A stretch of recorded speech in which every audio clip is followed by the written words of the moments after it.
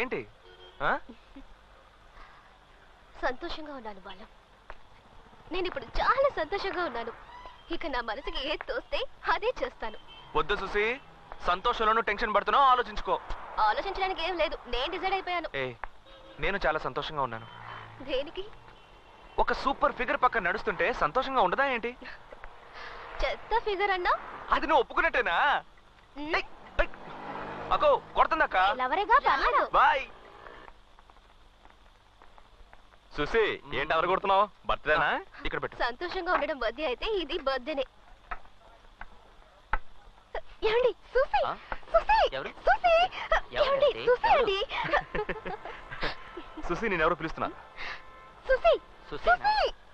నన్ను కాదు. నిన్ను చూసే తను చెయ్యి ఊపుతోంది. Susi, it's me Susi. నువ్వు కూడా పబ్లిక్ ఫిగర్ అయిపోయావు. ఎవరెవరో చేతులు ఊపుతున్నారు. హే, నీకు తెలిసిన అమ్మాయి అయి ఉంటుంది. దీని Susi, what a pleasant surprise. చెన్నైకి ఎప్పుడు వచ్చావే? నేను నిన్నే బెంగళూరు నుంచి వచ్చాను. నేను ఇక్కడ అస్సలు ఎక్స్పెక్ట్ చేయలేదు. సుసి, ఇక్కడికి ఎప్పుడు వచ్చావే నువ్వు? హే, మొదలు పెట్టావా? ఇది ఎప్పుడు ఇంతేనండి. కాలేజ్ ఫస్ట్ ఇయర్ లోనే కదా మన పెళ్లి ఫిక్స్ అయింది. అప్పుడు ఇది చేసి నల్లరుందే. అబ్బా, భరించలేకపోయాం. నువ్వు పొరపాటు పడుతున్నావు. సీరియస్ గా నువ్వెవరో నాకు తెలీదు. హే కమాన్ సుసి, నో మోర్ జోకింగ్. ఒకసారి చెప్తే నీకు అర్థం కాదా? ప్లీజ్ నన్ను డిస్టర్బ్ చేయకు. ఏ సుసి, నేను రేవతిని. ఏంటి బాలు ఈ టార్చర్? తెలియదని చెప్తున్నా ఇలా హింసిస్తోంది. సుసి, మేనేజర్ని పిలవండి. మీరు ఎవరు అనుకుని మాట్లాడుతున్నారు? లేదు సార్, ఇది నేను కాలేజ్ లో బెస్ట్ ఫ్రెండ్స్. బట్ ఎందుకు ఇలా బిహేవ్ చేస్తుందో అర్థం కావటం లేదు. Hey Susi, Susi, are you all right? వీళ్ళ ముందర మాట్లాడడానికి ఇబ్బంది పడుతున్నావా? వదిలేదా? తెలియని చెప్తుంటే బిస్కిస్తావే. రేవతి పద. Sir please. తను తెలియని బిహేవ్ చేస్తుంటే తనతో మాట్లాడి మాట్లాడుతుంది. పబ్లిక్ లో నన్ను ఇన్సల్ట్ చేస్తావు కదా. నీతో ఫ్రెండ్షిప్ చేస్తాను చూడు.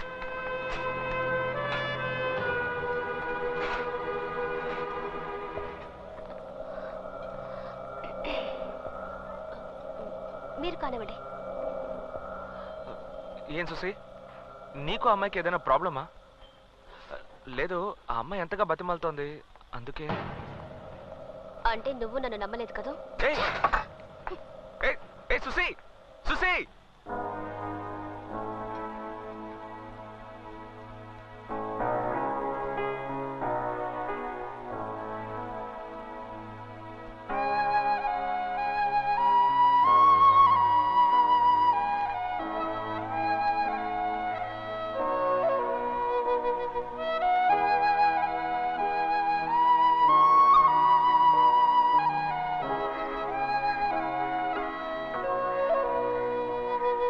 మేడం,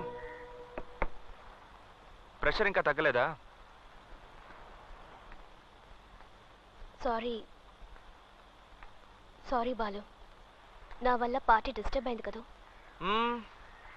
మన వాళ్ళు వదిలేస్తారా? కాస్త ఫీల్ అయినా మొత్తం లాగించేశారు.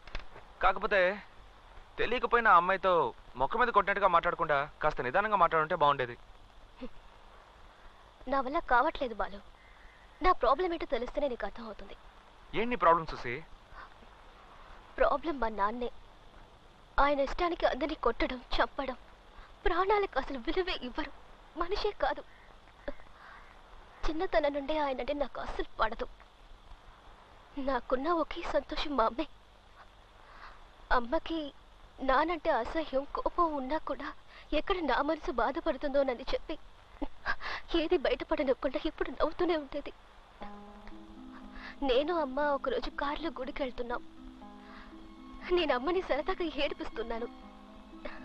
అమ్మకు ఒకటే నవ్వు. సడన్ గా చూస్తే ఎదురుగా ఒక లారీ, అది ఎక్కడి నుంచి ఎలా వచ్చిందో కూడా తెలీదు. మా కార్ని గుద్దేసింది. నాకు తల మీద దెబ్బ తగలడం వల్ల హాస్పిటల్లో చేర్చారు. 4 రోజుల తర్వాత నేను నార్మల్ అయ్యాను. అప్పుడే నాకు తెలిసింది యాక్సిడెంట్ లో మా అమ్మ స్పాట్ లోనే చనిపోయిందని. మా నాన్నకి శత్రువులు ఎక్కువ. వాళ్ళలో ఎవడో ఒకడు కార్లో మా నాన్న ఉన్నారనుకుని గుద్దేశాడు. ఆ యాక్సిడెంట్ కి ముందు 3 సంవత్సరాల క్రితం జరిగిన ఏ విషయం నాకు గుర్తులేదు. డాక్టర్స్ ట్రీట్మెంట్ ఇచ్చి మెడిసిన్స్ కరెక్ట్ గా వాడితే నయం అవుతుందని చెప్పారు. ఇంకెలాంటి సమస్య ఉండదన్నారు. కానీ ఆ తర్వాతే సమస్య మొదలైంది. ఆ 3 సంవత్సరాల్లో జరిగిన ఏ ఒక ఇన్సిడెంట్ నాకు గుర్తులేదు. బయటికి ఎక్కడికి వెళ్ళలేకపోయాను. బయటికి వెళ్తే నేను తెలీదా అని అడిగి నన్ను టార్చర్ పెట్టేశారు. నాకు ఆలోచించి తల పగిలిపోయేలా ఉండేది. ఎవరితోటి మాట్లాడకుండా, ఎవరిని కలవకుండా జైల్లో ఉన్నట్టు నా రూమ్ లోనే ఉండిపోయేదాన్ని. బెంగళూరులో ఉంటే పిచ్చి పడుతుందని ఇక్కడికి వచ్చాను. ఇక్కడికి కూడా ఒకరితో వచ్చి నేను తెలీదని అడిగితే నిజంగా తను ఎవరో, తనకి నాకు పరిచయం ఉందో లేదో ఇవేమి నాకు తెలియవు బాలు. నేను మా అమ్మతో పాటు చనిపోయి ఉంటే బాగుండేది. డాక్టర్ ఇంకేం చెప్పినా నేను దిగులు పడేదాన్ని కాదు. అంతెందుకు తొందరలో నేను చచ్చిపోతానని దిగులు పడేదాన్ని కాదు. కానీ నేను నిన్ను మర్చిపోతానని చెప్పారు చూడు, అదే తట్టుకోలేకపోతున్నాను. బాలు, డాక్టర్ చెప్పినట్టుగా ఏదైనా జరిగితే నువ్వు నన్ను వదిలిపెట్టావు కదా. నేనే నిన్ను మర్చిపోయి తెలియదని చెప్పినా, నిన్ను అసహ్యంగా చేతరించుకుని తరిమేసినా, నిన్ను మెడ పట్టుకుని బయటికి గెంటేయమన్నా